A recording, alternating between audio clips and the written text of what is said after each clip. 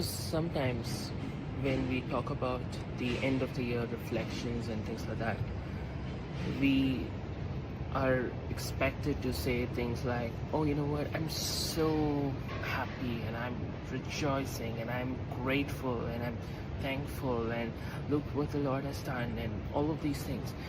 Now, I'm not denying the place to be grateful and thankful, but I don't want to be in that place where I want to overshadow or forget or neglect or be ignorant of the amount of pain you experienced this year.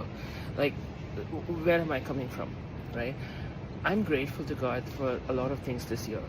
This year I had my very first international preaching opportunity. I got to preach in 2 churches in Sri Lanka.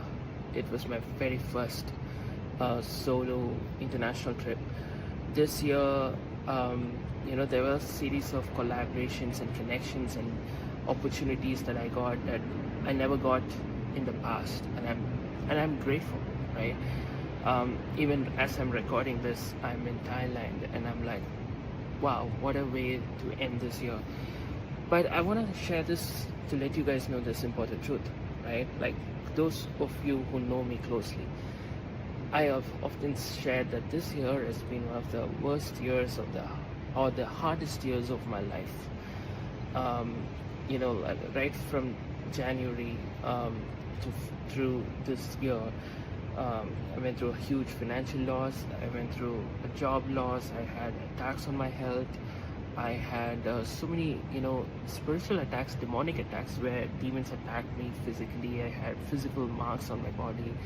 There were attacks almost, I can't prove it, but I believe I almost had an NDE, near-death experience.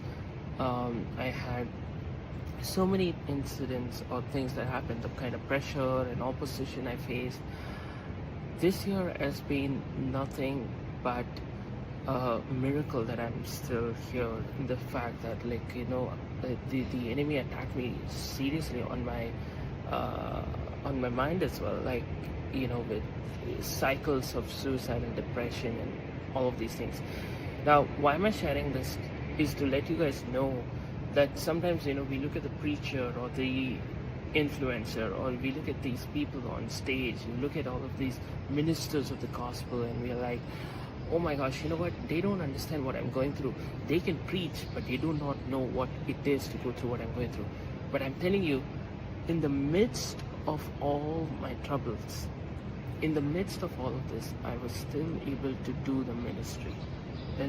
Nobody knew what I was going through. Like, I would be in so much pain, crying, and still editing that video for the day and posting. Nobody knew that, but I was like, you know what, God, I'm in pain, but I'm still allowing you to use me to be a blessing to others. And I want you guys to understand that correlation, that, just because you see somebody on socials, or you look at somebody else's, end of the year reflection seeming to be very wow and bubbly. My challenge is that yours need not have to be the same way.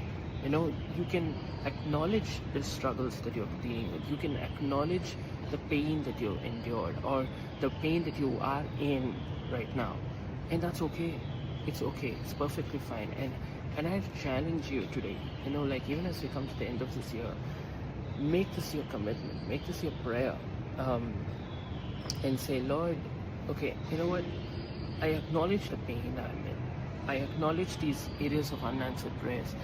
And at the same time, I'm grateful that you kept me alive to show that you're still able to turn things around in my life. I still trust you. I still depend on you, God. And I think that's the key to end the year well, with that attitude of, like, you know what, no matter what has done, what has happened, what has not happened, my God is a faithful God. And God is a faithful God. And I think that's the way to approach. And I believe, one of the scriptures that always come to me is, the Bible says, this path of the righteous gets brighter and brighter. It means that yes, 2025 has been a bad year, but better years are coming. Better seasons are coming. There's a third round coming. God is faithful. And can you trust God in the midst of the pain? Can you worship Him in the midst of your deepest struggle? I'm thinking that that's the key. That's the heart that will really make a difference. All right. I'll catch up with you guys very soon, and leave your thoughts in the comments section.